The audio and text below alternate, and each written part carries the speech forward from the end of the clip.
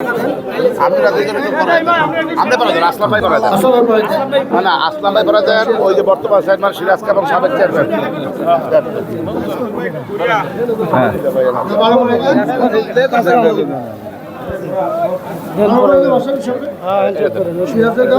একটু বাসার হিসাবে একটু আগে দাও।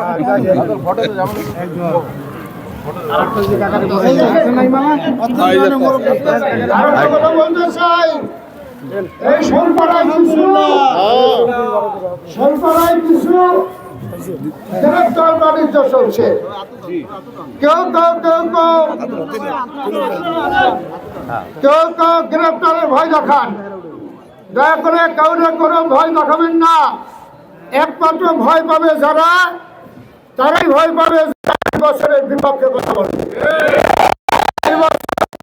কথা বলবে, তাদের কোনো ভয় নেই ইনশাল্লাহ।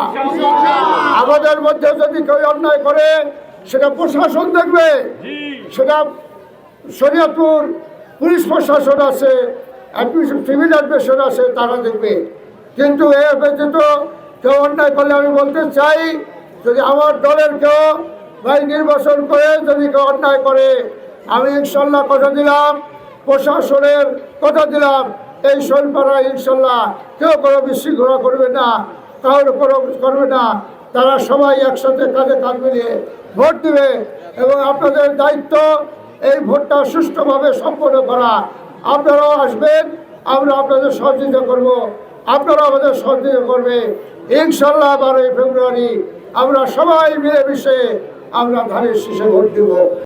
আমরা যেহেতু ঐক্য চাই, সকল মিলে দেশের উন্নয়নের জন্য চাই, আমরা যেহেতু এটা একটা জাতি, এটা একটা গোষ্ঠী, এই দেশ সকলের, সকল ধর্মের, বর্ণের, গোত্রের লোক এই দেশে বাস করেন। আমরা সবাই কাঁধে কাঁধ মিলে কাজ করব এই দেশের উন্নয়নের লক্ষ্যে। ভোটের অধিকার, কারণ আপনারা জানেন যে দেশকে শাসন করার জন্য একটা গণতান্ত্রিক সরকার দরকার। সেই গণতান্ত্রিক সরকারের উদ্দেশ্যে ইনশাল্লাহ 12ই ফেব্রুয়ারিতে নির্বাচন হবে। সেই নির্বাচনকে সুষ্ঠু করার লক্ষ্যে আমরা সকলে থাকব। কেউ কোনো ভীত সন্ত্রস্ত হবেন না। কেউ যদি কোনো ভীত সন্ত্রস্তের কথা বলে, কাজ করে, আমাদেরকে বলবেন। আমরা চাই সকলে এই দেশে বাস করবে, সবাই ভোট দিবে, এখানে সকল মতের লোক থাকবে। কেউ কোনো মিথ্যা কোনো কথা বলে কাউকে কোনো কিছু হয়রানির শিকার করবেন না। যদি কেউ কোনো হয়রানির শিকার করতে চান তাহলে সেটা আমরা দেখব ইনশাল্লাহ।